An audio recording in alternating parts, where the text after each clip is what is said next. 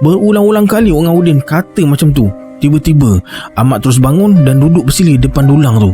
Orang Udin terus basuh tangan Ahmad dan layan dia makan. Peristiwa tu menimbulkan kehairanan dan jadi buah mulut di kalangan orang-orang kampung masa tu. Kata orang kampung, ikan haruan yang dipancing oleh orang Udin tu berpuaka dan nak tukar nyawa dia dengan Ahmad.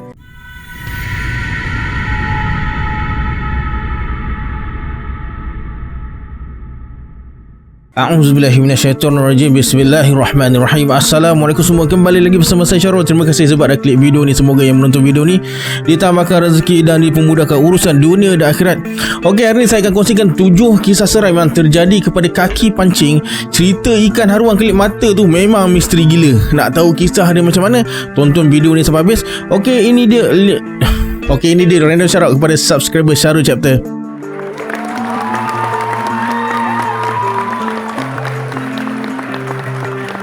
Terima kasih di atas sokongan anda. Kalau anda nak masuk random shout out pada video akan datang, sila like, subscribe dan komen dalam video ni. Pada yang nak join grup Telegram saya dah letakkan link kat bawah. Macam biasa, sebelum saya mulakan, jom kita baca selawat dulu. Sallallahu Rabbuna ala nuril mubin Ahmad al-Mustafa Sayyidil Mursalin. Sallallahu Rabbuna ala nuril mubin Ahmad al-Mustafa Sayyidil Mursalin. Sallallahu Rabbuna ala nuril mubin Ahmad al-Mustafa Sayyidil Mursalin. Tanpa buang masa lagi, jom let's jump to Rabak Seram.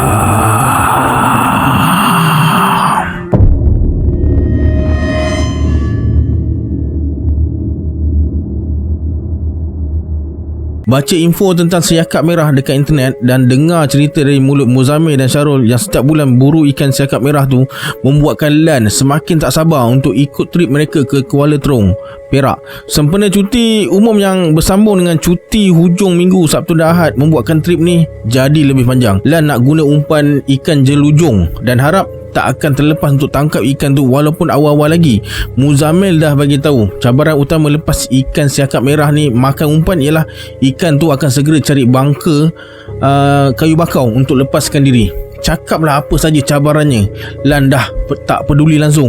Niat dia hanya satu, iaitu untuk naikkan seberapa banyak siakap merah ni dan kemudian suruh orang rumah masak lemak cili api. Kemudian panggil kawan-kawan dan Ustaz Hamdan untuk bacakan doa selamat. Itu pun dah cukup.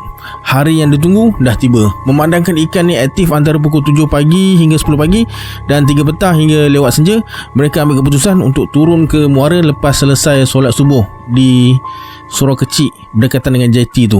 Sempat juga mereka alas perut dengan nasi lemak lauk ikan masin dan kopi upekat. Segar mata dibuatnya. Perjalanan menuju ke muara ambil masa tak sampai setengah jam dari jeti. Selain ikan jelujung, Muzammil ada bawa juga beberapa ketul gewang dan udang segar. Tekong mereka, Abang Nasir, memang mahir dengan semua lubuk yang ada dekat situ. Maklumlah Abang Nasir ni dah 20 tahun jadi nelayan. Setiap lubuk yang mereka singgah mesti dapat abuan. Sepanjang 3 jam dah 2 lubuk mereka pergi. Matahari pun dah semakin meninggi. Jam dah pukul 11.30 pagi. Cuaca terasa terlalu panas terik dan badan dah mula rasa melekit. Abang Nasir bersuara, "Nak balik ke? Kita berteduh dululah Abang Nasir. Nak balik pun lepas Zuhur nak kena turun balik." Abang Nasir hanya mengangguk je. Bot dikemudi menuju ke satu lokasi di tengah-tengah kawasan paya bakau tu. Rupa-rupanya ada kawasan lapang yang sesuai untuk dirikan sebuah kemah kecil. Dekat situlah mereka berehat dan sediakan makan tengah hari dengan hidangan istimewanya ikan siakap merah bakar cicah dengan cili api kecap. Selesai makan dan perut pun dah kenyang, Lan tertidur bawah redup kayu bakau yang akarnya terjulur keluar. Masa tu Lan tak fikir apa-apa lagi. Dia nak lelapkan mata sekejap pun dah cukup untuk kembalikan kekuatan fizikal sebab nak bertarung lagi sebelah petang pula. Dalam tidur-tidur ayam tu lah Lan terasa macam ada seorang wanita yang kejutkan dia sambil tunjuk ke satu arah. Anehnya, wanita tu berbadan manusia dari pinggang ke atas, bahagian pinggang ke bawah pula macam ekor ikan bersisik emas. Rambut wanita tu panjang, mengurai hingga ke pinggang, matanya hitam dengan alis mata yang melentik. Sangat cantik, macam dipukau. Lan terus bangun perlahan-lahan dan ikut wanita tu dari belakang. Suasana dekat kawasan tu pun dah bertukar. Dari kejauh, Lan nampak ada sebuah istana tersenggam indah. Beberapa penduduk yang lalu lalang hanya tundukkan muka, sebaik saja berselisih dengan mereka berdua. Mereka terus berjalan masuk ke dalam istana indah tu. Inilah kali pertama Lan tengok sebuah bangunan indah yang diperbuat daripada kristal bercahaya biru, kuning dan hijau. Di sebuah dewan besar ada sebuah kerusi tinggi. Bersemayam dekat situ seorang lelaki tua yang bahagian pinggangnya macam ekor ikan bersisik emas juga. Cuma dekat bahagian kepala ada sebuah mahkota berwarna kuning diraja. Lelaki tu bersuara, "Anak beta terpikat dengan kamu. Sudikah kamu untuk mengawininya?" "Tapi saya dah kahwin. Dah ada 3 orang anak." "Itu bukan masalah utama. Kamu cuma setuju je. Sebagai balasan, apa saja harta yang ada dalam kerajaan beta akan jadi hak milik kamu selama-lamanya." Masa ni wanita cantik tu pegang tangan kiri Lan. Terasa tangannya licin macam berlendir. Dia hanya tersenyum pandang Lan, macam suruh Lan terima kata-kata lelaki tu. Ketika itulah Lan terdengar nama dia dipanggil berkali-kali. "Lan, Lan, Lan." Diikuti dengan bacaan surah An-Nas. Badan Lan terus menggigil-gigil. Kepala terasa amat sakit dan terasa amat berat. Pandangannya jadi berpindah-pindah. Wanita cantik tu pula meronta-ronta macam nak larikan diri dari Lan. Entah berapa lama kejadian tu berlaku, Lan tak tahu. Sedar-sedar je dia dah dikerumuni oleh Abang Nasir, Muzammil dan Syarul. Abang Nasir tengah basuh muka dia sambil mulutnya terkumat kamit baca sesuatu. Kemudian Abang Nasir ajak mereka keluar dari kawasan tu. Tanpa banyak soal, mereka terus berangkat pulang ke jeti. Mood untuk sambung mancing sebelah petang terbantuk sebab peristiwa yang berlaku tadi. Menurut Muzammil, dia nampak Lan terpekik-pekik dalam tidur. Puas je kejutnya, tapi Lan buat tak tahu je. Akhirnya Abang Nasir datang rawat Lan dengan bacaan surah An-Nas dan ayat kursi berulang-ulang kali. Kata Abang Nasir, kawasan mereka berkemah tu memang agak keras sebab dekat situ dikatakan ada sebuah kerajaan jin kafir yang selalu ganggu para nelayan yang berteduh dekat situ. Lan boleh dikatakan bernasib baik sebab mampu diselamatkan. Biasanya nelayan yang diganggu akan hilang macam tu je. Sejak kejadian tu, minat Lan nak buru ikan siakap merah dah berkurangan. Dia lebih yakin dan rasa selamat memancing kolam bayar yang berdekatan dekat rumah dia je.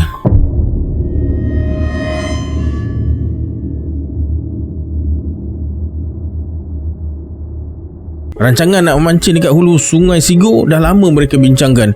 Cuma masa je tak ada. Maklumlah mereka berempat ni berbeza-beza kerjaya. Syam bertugas sebagai seorang guru dekat sekolah rendah. Hambal pula seorang mekanik motor. Budin pelukis plan. Dan Sahih pula seorang pengurus projek yang tak ada masa, dia tak menentu. Namun cuti panjang sempena beberapa cuti umum baru-baru ni menemukan mereka semula. Perancangan untuk cuba nasib di Sungai Sigo jadi topik hangat yang dibincangkan. Hasilnya mereka buat keputusan untuk pergi memancing pada hari pertama bercuti. Semua alatan joran memang dah tersedia dalam bonet kereta masing-masing. Kalau dah digelar kaki pancing, memang itulah antara benda yang wajib dibawa ke mana saja walaupun dalam mood bercuti. Pukul 7 pagi, mereka berempat berkumpul dekat gerai Kak Leha di simpan jalan untuk bersarapan. Syam sempat bertanya pada beberapa orang pakcik yang duduk makan dekat situ tentang Sungai Sigo ni. Masing-masing cakap memang banyak spesies ikan yang ada dekat situ, termasuklah baung, sebarau, tengas, lampam dan kelah. Cuma ada seorang pakcik yang mereka panggil Pakcik Deli nasihatkan mereka supaya berhati-hati dekat kawasan hulu tu sebab dikatakan agak keras dan misteri. Sejak kejadian lemas yang melibatkan seorang remaja dekat kawasan tapak perkemahan, aktiviti berkelah dan mandi dekat Sungai Sigo tu beransur jadi suram. Semuanya disebabkan kabar angin yang mengatakan kawasan tu berpuaka. Mereka teruskan perjalanan dengan menaiki pacuan 4 roda milik Sahih. Jalan tanah merah dan bukit jadi cabaran pertama mereka. Nasib baik tak becak. Setengah jam lalu ikut jalan tanah merah yang berbonggol tu, akhirnya mereka tiba di hujung jalan mati. Hanya motosikal je yang boleh lalu ikut denai kecil yang ada dekat situ. Mereka teruskan perjalanan dengan berjalan kaki je sebab jaraknya hanya 200 meter dari situ. Berperlu jugalah husung alatan mancing dan kemah. Sebenarnya hajat mereka nak bermalam kalau hasil tangkapan mereka lumayan hari itu. Hambal pilih sebuah kawasan lapang yang ada batu besar dekat depan. Sungai dekat kawasan hulu ni agak berbatu dengan airnya mengalir dengan deras. Keletihan berjalan tak lunturkan semangat mereka untuk memancing dekat hulu Sungai Sigur ni. Hasilnya memang tak mengecewakan bila masing-masing naikkan sebarau yang seberat antara 800 gram hingga 1 kilo. Boleh tahan jugalah.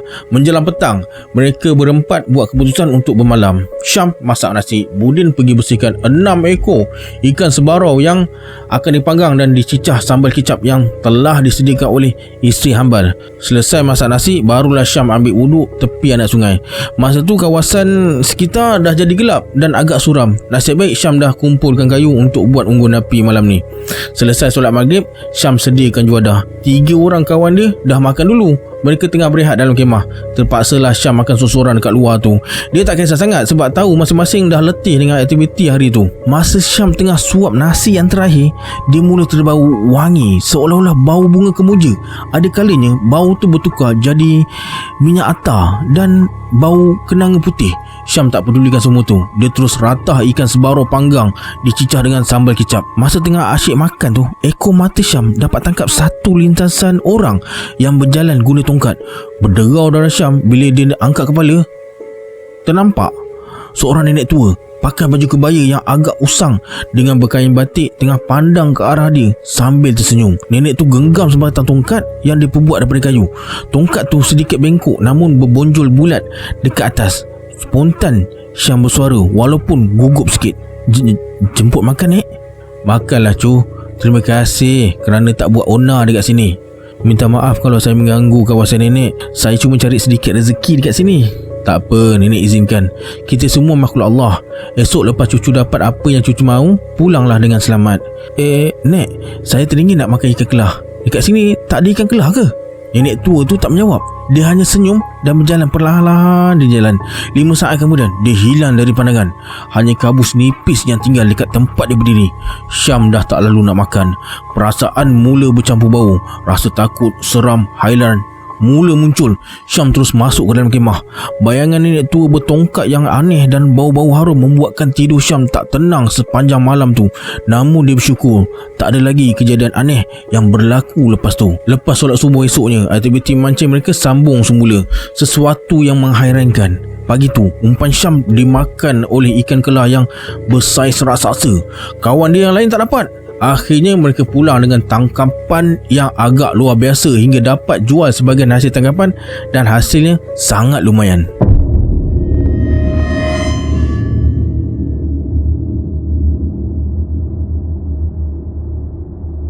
Kisah pengalaman seram ni berlaku pada Andak masa pergi memancing dengan kawan rapat dia iaitu Asmadi, Nizam dan Along dulu. Mereka berempat ni memang kaki pancing. Pantang dengar cerita tentang Pok Cantik, mereka akan cuba nasib dekat sana. Kebetulan Andak terjumpa dengan Ipin yang baru je balik dari memancing dekat daerah air tawar. Kata Ipin, Pok dekat situ banyak ikan ketutu. Ikan ketutu ni suka tempat sunyi dan airnya sejuk dekat tengah hutan. Bila Andak cerita dekat isteri dia lah paling suka ikan ni. Ikan ni memang sedap kalau masak lemak cili api. Pada hari yang dijanjikan, mereka berempat naik motosikal je ke sana. Bertolak pukul 5 petang lepas solat asar. Selain bawa alat-alat mancing, Andak ada bawa juga bekalan makanan. 1 termos kopi O dan biskut kering. Hajat mereka nak pancing sampai pukul 10 malam je. Ikan ketutu ni memang aktif waktu malam. Bila siang, dia tak aktif sangat. Mancing guna umpan yang power pun ikan tu tak akan makan. Disebabkan sifatnya macam itulah, mereka buat keputusan untuk mancing dari senja hingga pukul 10 malam. Itu pun bergantung pada rezeki. Kalau hasilnya lumayan, lama sikit lah mancing. Kalau kurang, mereka balik awal. Setelah bawa motor hampir setengah jam, mereka sampai di lokasi yang diceritakan oleh Ipin. Kawasannya dalam ladang kelapa sawit. Ada sebatang anak sungai yang dah terpecah jadi beberapa lopak yang dalam akibat hujan lebat dan banjir. Lopak-lopak pihak ini membentuk lubuk yang agak dalam juga. Nizam cadangkan mereka mancing kawasan lubuk yang dekat dengan rimbunan pokok mengkuang sebab kebiasaannya ketutu memang suka habitat macam tu. Mereka labuhkan joran tepat pukul 6 petang. Dalam kawasan ladang kelapa sawit tu, cuaca memang cepat gelap. Tak sampai 15 minit menunggu, Along dapat seekor ikan ketutu beratnya dalam 150 gram lah. Walaupun saiznya kecil, namun ianya cukup bagi semangat pada mereka untuk terus cuba nasib.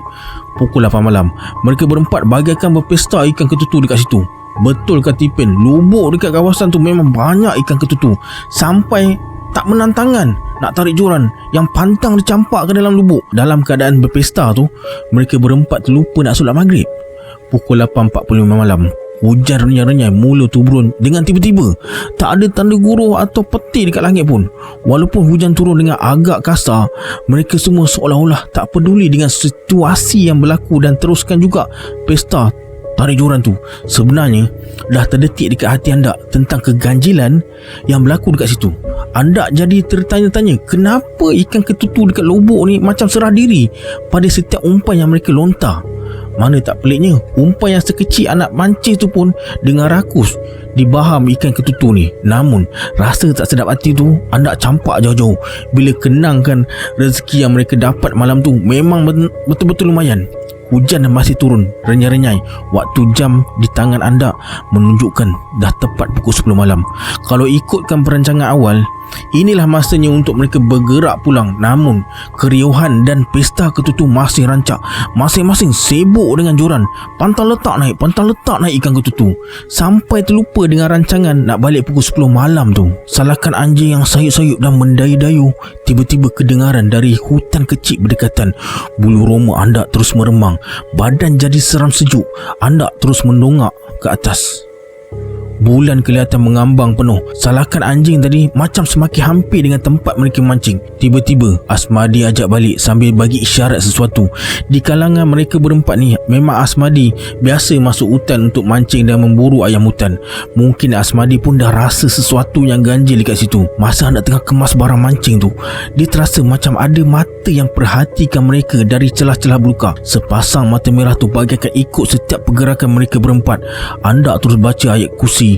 Bila perasaan seram sejuk tu semakin terasa dan bulu roma semakin meremang, tiba-tiba Nizam menjerit, "Allahu Akbar!" Serentak mereka bertiga terus pandang Nizam dan ternampak sesusuk tubuh berkain kafan dengan bahagian atas dan bawah terikat tengah meloncat-loncat menuju ke arah mereka berempat. Anda terus terkaku, tak tahu nak buat apa. Bila tengok Asmadi dan Along dah berlari menuju ke motosikal, barulah kaki anda dapat bergerak. Dia terus berlari. Nasib baiklah Asmadi dan Along dah hidupkan enjin motosikal. Sebaik saja anda lompat duduk dekat bahagian belakang, motosikal terus dipandu laju rendah jalan merah yang dah becak akibat hujan tadi. Anda tak berani toleh ke belakang, hanya mulut je terkumat kamit baca ayatul kursi dengan agak lintang pukang. Bila tiba dekat halaman rumah anda, barulah dia dapat tarik nafas lega. Kemudian mereka berempat duduk atas pangking kayu bawah pokok rambutan. Masing-masing diam je dengan nafas sedikit termengah-mengah. Anda keluarkan sisa kopi panas dan mereka minum tanpa berbual. Malam tu anda susah nak pejamkan mata. Kejadian seram tu masih terbayang di mata. Inilah kali pertama dia alami kejadian seram dan aneh macam tu. Nasib baiklah tak ada perkara buruk berlaku pada mereka berempat. Kejadian tu mereka rahsiakan dari pengetahuan orang. Hanya kawan-kawan terdekat je yang tahu. Dan mereka berempat dah tak latang tempat tu lagi. Mereka cuba pot lain pula. Serik memancing langsung tak ada. Anda percaya pengalaman tu akan membuatkan mereka lebih berhati-hati. Paling penting, hubungan dengan Allah Subhanahu Wa Taala perlu dijaga. Solat mesti diutamakan.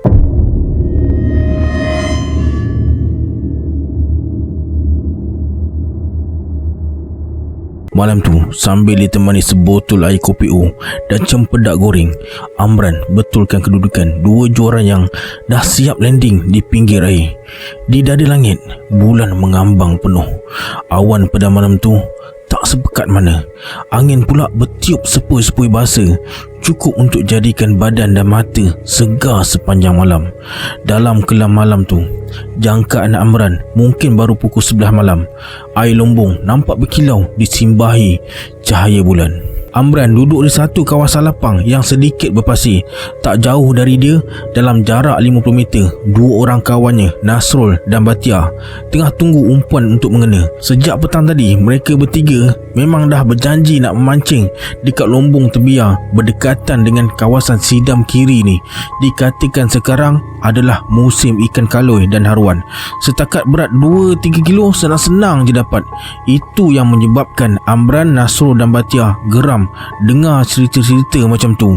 Akhirnya mereka buat keputusan nak memancing sebelah malam. Dengan berbekalkan umpan anak ikan, katak, cengkerik dan cacing, mereka bertiga cuba nasib di lombong seluas 2 ekar tu. Tak jauh dari tempat Amran duduk, ada sebatang pokok sena. Dari cerita orang-orang tua, pokok sena tu dah ada sejak beratus tahun lagi. Umur sebenar pokok tu tak diketahui. Cuma apa saja cubaan untuk tumbangkan pokok tu mesti tak berjaya. Ada je rintangannya. Jentolak rosak lah, madu jentolak jatuh sakit lah, hujan ribut lah. Akhirnya pokok sena yang banyak akar berjuntai tu dibiarkan sebab dikatakan berpendunggu. Sesekali Amran perhati ke arah pokok tu. Dia kurang percaya dengan cerita-cerita misteri macam tu. Semuanya mainan perasaan je. Joran Amran bergerak.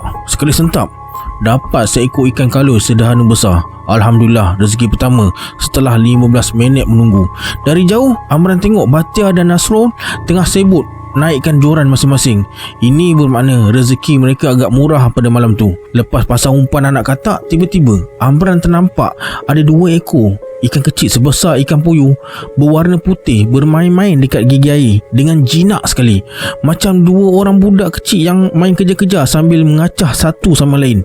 Amran jadi terpesona dan khayal tengok gelagat 2 ekor ikan kecil yang berwarna putih tu. Di langit, bulan semakin mengambang penuh. Cahayanya jatuh berkilauan atas permukaan lombong yang luas. Kalau tadi terdengar bunyi cengkerik bersahutan dari hutan kecil dekat sebelah, sekarang suasana dah bertukar jadi sunyi sepi. Hanya deru angin yang semakin sejuk terasa. Amran pula seolah-olah ditarik perasaan untuk cuba tangkap 2 ekor ikan kecil berwarna putih tu. Dia dah tak peduli dengan 2 orang kawannya dan 2 batang joran yang diletakkan tadi. Apa yang bermain di fikiran je hanyalah nak tangkap 2 ekor ikan kecil yang berwarna putih yang dirasa sungguh aneh dan istimewa. Ketika itulah tanpa Amran sedar, kaki dia dah mula melangkah ke gigi air lombong tempat 2 ekor ikan putih tu bermain-main tadi. Semakin didekat, semakin rancak ikan tu bermain, macam nak cabar Amran tangkap mereka. Perasaan Amran jadi semakin geram dan tak sabar. Dalam otak hanya ada satu je, dia mesti tangkap kedua-dua ikan putih tu untuk ditunjukkan pada kawan-kawan dan saudara. Setiap kali Amran cuba tangkap 2 ekor ikan putih tu dengan tangguk yang dia bawa tu, mesti tak dapat. Ikan-ikan tu pula taklah berenang terlalu jauh, tapi entah kenapa susah nak tangkap. Pada masa yang sama, Amran tak sedar bahawa dia bukan lagi berada dekat gigi air, tapi dah berjalan jauh ke depan dengan air paras dada. Amran! Amran! Sayup-sayup Amran terdengar suara memanggil, tapi keasyikannya pada kedua-dua ekor ikan putih tu menyebabkan Amran dah tak peduli dengan apa yang berlaku dekat sekelilingnya. Tiba-tiba terdengar laungan azan. Agak sayup dan sayu pada pendengaran Amran. Bukan sekali, malah 7 kali. Ketika itulah ikan putih tadi gaib dan Amran macam baru tersedar. Dia dah berada dekat tengah lombong terbiar tu. Nasrul datang berenang dapatkan Amran sambil mulutnya terkumat-kamit baca ayat kursi. Amran macam dipukau, hanya biarkan tangan dia ditarik ke tebing lombong tu. Dengan dibantu oleh Batia, Amran didudukkan dan dibagi minum air kosong. Lepas tu barulah fikiran dia jadi waras dan boleh berfikir. Kejadian tu dah 2 tahun berlalu. Walaupun diuji macam tu, Amran tak serik untuk ke lombong tu lagi. Setiap kali turun ke Sungai Petani, dia mesti mancing dekat situ. Cuma kali ni Amran mancing pada 11 siang je. Sebelum waktu maghrib, dia dah pulang.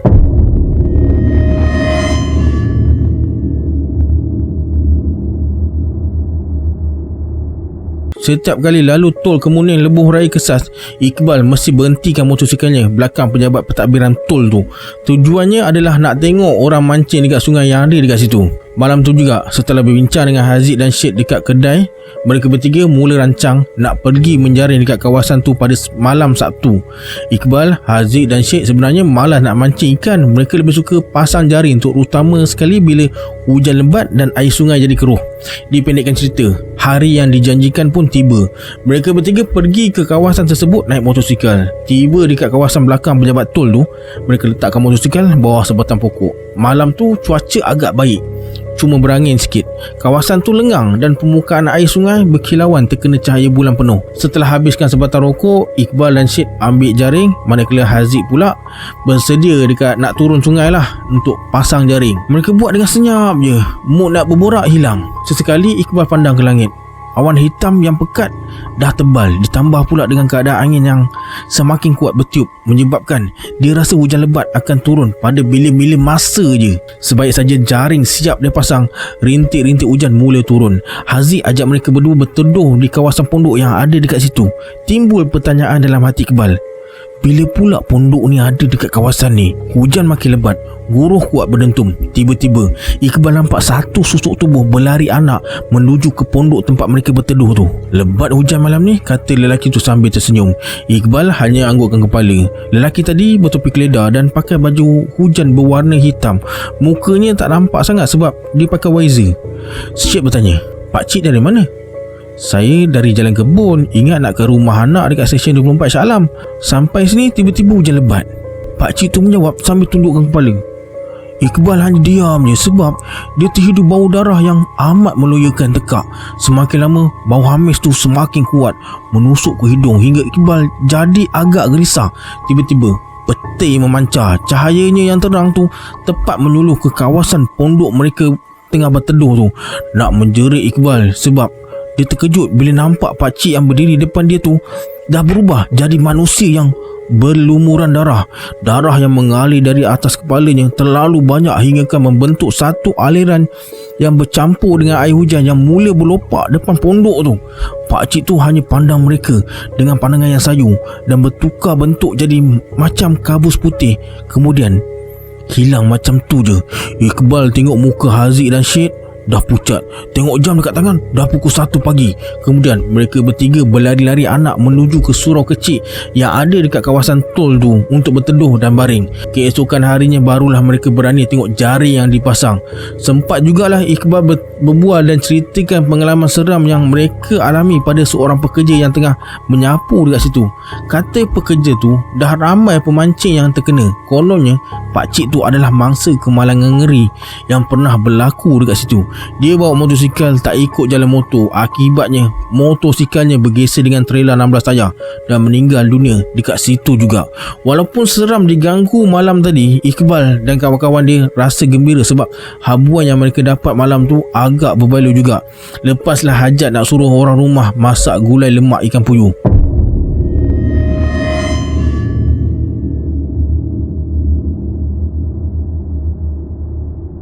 Sepanjang memancing ni, banyak juga kejadian misteri yang Mel alami, terutama sekali bila memancing dekat kawasan lombong tinggal.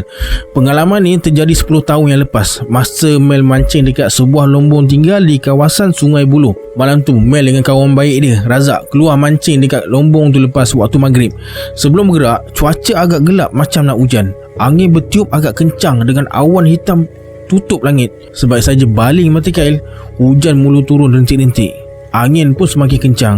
Air lombong sedikit beralun-alun, tapi sebab umpan asyik mengena je, Mel dengan Razak ni masih bertahan walaupun beberapa orang pemancing yang ada kat situ dah berangkat dan nak pulang ke rumah masing-masing. Mel teringat kata-kata seorang pemancing yang lalu dekat tempat mereka duduk tadi. Katanya, "Jangan mancing lama-lama dik, tempat ni keras." Tapi disebabkan leka dapat ikan yang banyak tu, Mel tak pedulikan kata-kata pemancing tu. Dalam keadaan gembira itulah Mel dan Razak tak perasan air dekat tengah lombong tu dah kelihatan berbusa. Mula-mula perlahan pusarannya, lama-lama jadi kuat dan air lombong tadi berombak besar macam ombak laut. Cepat-cepat mereka berdua panjat tebing lombong yang sedikit curam tu. Dari atas tebing, mereka nampak dengan jelas ada satu lembaga besar muncul di permukaan air dengan badannya hitam berkilat, mukanya hodoh, bertanduk dan ada sebiji mata yang sangat merah. Setiap kali lembaga itu meranduk air lombong yang separas pinggangnya, setiap kali itulah air lombong akan membuak Bentuk ombak besar yang menghempas tebing lombong tu. Mereka berdua terpaku tengok kejadian tu. Hujan pula semakin lebat. Susah nak tengok lembaga tu dalam hujan lebat. Tiba-tiba lembaga aneh bermuka ikan toman tu macam sedar kehadiran mereka atas tebing lombong tu. Wajahnya bertukar jadi bengis, matanya tepat pandang ke arah mereka berdua. Dan akibat ketakutan yang teramat sangat, Mel sampai terkencing dalam seluar. "Lari Mel, lari Mel!" jerit Razak. Tapi kaki Mel macam terpaku dekat tanah. Dia hanya mampu berdiri tegak sambil pandang ke arah lembaga bermuka ikan toman tu yang tengah berjalan ke arah mereka. Mel tak tahu apa yang jadi lepas tu. Pandangannya beransur-ansur gelap bila nampak tangan lembaga tu yang penuh lumut dan licin macam nak capai dia masuk ke dalam dasar lombong. Mel hanya tersedar bila nama dia dipanggil. Bila Mel buka mata, dia dah berada dekat rumah dikelilingi sanak saudara dan jiran tetangga. Mel diberitahu dia kena histeria dekat tebing lombong tu dengan mulut berbuih, hanyir berbau ikan. Tangan dia pula mengapai-ngapai ke atas macam nak selamatkan diri dari lemas dalam air. Menurut pawang yang dipanggil untuk pulihkan Mel ni, dia terkena lintasan hantu air. Nasib Mel baik sebab sebaik saja Razak nampak dia mula menjerit ketakutan, Razak terus azan 7 kali dekat tepi lombong tu. Lepas tu keadaan jadi semakin reda dan air lombong tak berpusar lagi. Tapi kejadian tu hanya takutkan Mel sementara waktu je. Lepas 3 bulan dia mula mancing semula.